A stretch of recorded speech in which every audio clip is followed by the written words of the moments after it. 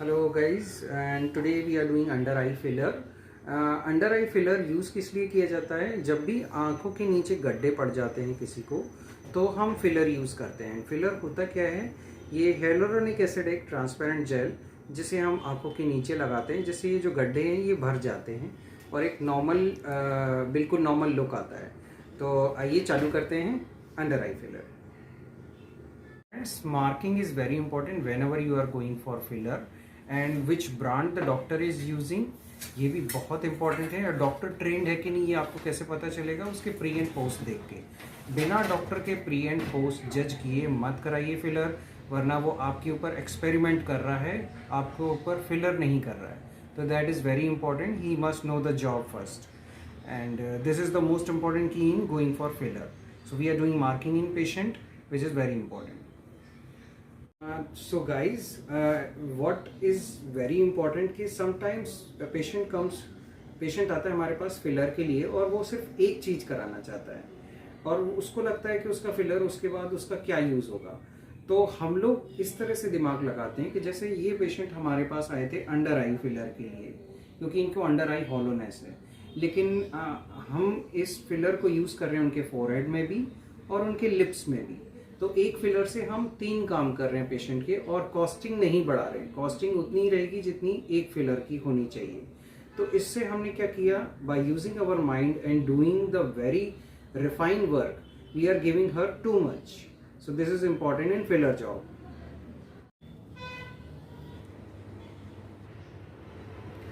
So guys, when we are doing filler, so the most important thing and most dangerous thing I will tell you, and what is the most dangerous thing is using filler around lower face. So this is more dangerous. This is also dangerous, which we have already done in the patient, the under eyes. And the another dangerous area is forehead, because there are too many arteries, मतलब बहुत सारी arteries यहाँ से जा रही होती हैं, तो काफ़ी ध्यान से फिलर यहाँ करना होता है। यहाँ पर हमारी एक आर्टरी होती है जो ब्लॉक हो सकती है, तो उसको भी बहुत ध्यान से फिलर करना होता है। इसलिए फिलर अगर आपको कोई 2-3 हज़ार रुपये सस्ते में कर रहा है तो मत कराइए।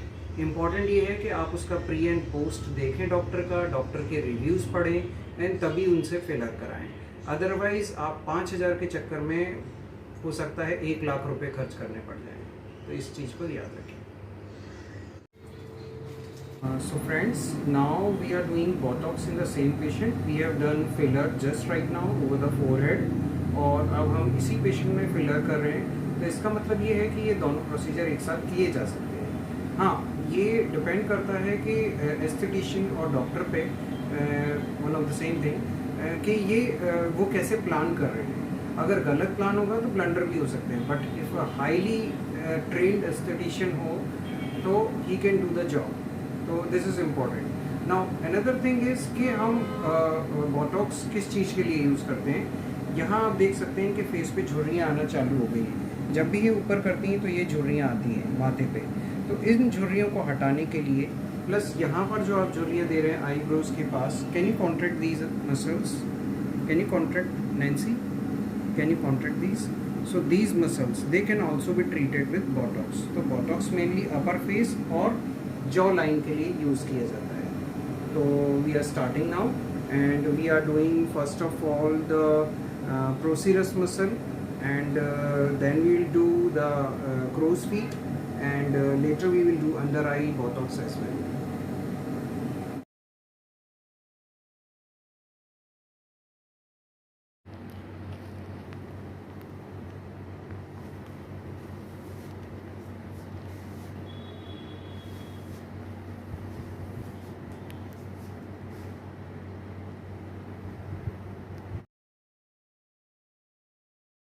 We are with our another happy patient. इन्होंने पहले भी हमसे फिलर कराया है। पहले हमने चीक्स में इनके फिलर दिया था, जो चीक्स के जो कहना चाहिए प्रोमिनेंस के लिए। तो चीक एनहेंसमेंट हमने पहले कर चुके हैं इनका, और हम अंडर आई भी पहले कर चुके हैं। तो अब ये वापस आए 1 साल बाद जस्ट फॉर अंडर आइज, क्योंकि चीक्स के रिजल्ट 2 साल तक रहते हैं।